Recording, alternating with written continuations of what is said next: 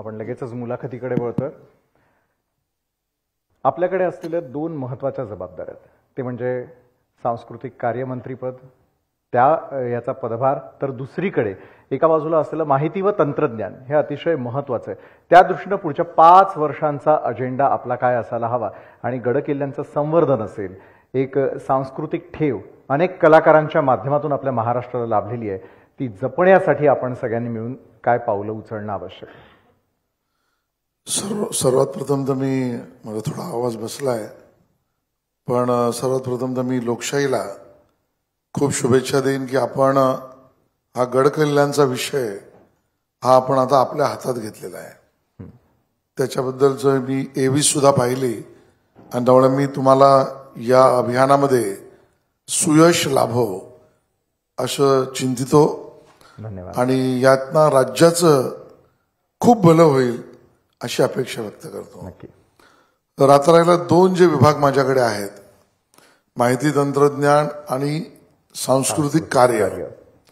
माननीय मोदीजी नेहमी म्हणतात की आपल्याला विकास करायचा आहे, विकासाच्या दिशेने जायचं आहे.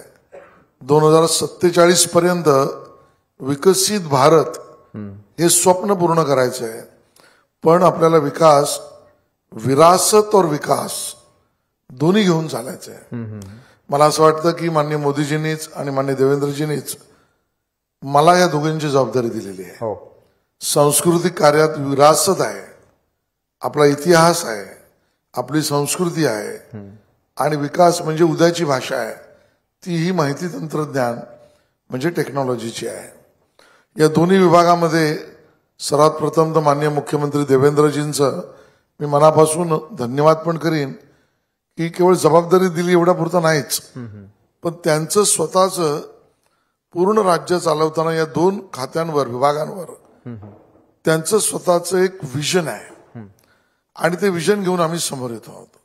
त्यातले एक एक टप्पे गाठण्यासाठी पहिल्या 100 दिवसात काय करायचं आणि पुढच्या 5 वर्षात काय अचीव करायचं याचे माइलस्टोन्स, मैलाचे दगड आम्ही ठरवले आहेत. बरं. आणि त्या पद्धतीने त्याचं नियोजन